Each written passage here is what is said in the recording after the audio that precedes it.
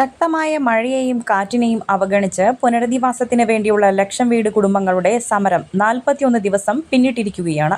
തങ്ങളുടെ പുനരധിവാസത്തിനായി സർക്കാർ പ്രഖ്യാപിച്ച തുക ഓണത്തിന് മുൻപ് തന്നെ തന്നു തീർക്കുമെന്നുള്ള പ്രതീക്ഷയിലാണ് കുടുംബങ്ങൾ. സംരക്ഷണ സമിതിയുടെ നേതൃത്വത്തിൽ നടന്നുവരുന്ന സമരം ഇന്ന് 41 ദിവസം പിന്നിട്ടിരിക്കുകയാണ്. ബഹുമാനപ്പെട്ട revenue minister Shri Anilkumar sir അദ്ദേഹം ഓണത്തിന് മുൻപ് നമ്മളുടെ കാര്യങ്ങൾ ഒരു തീരുമാനമാക്കി തരാമെന്ന് പ്രഖ്യാപിച്ചിരുന്നു. നാളെയാണ് ഞങ്ങൾ പ്രതീക്ഷയോടെ കാത്തിരിക്കുന്ന ദിവസം.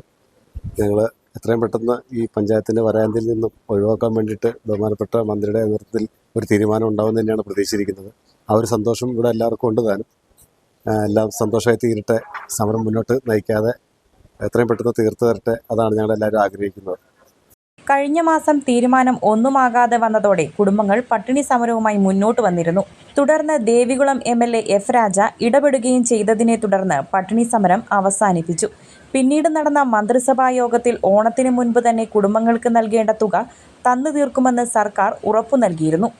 ആ ഒരു പ്രതീക്ഷയിലാണ് കുടുംബങ്ങൾ മുന്നോട്ടു പോകുന്നത്.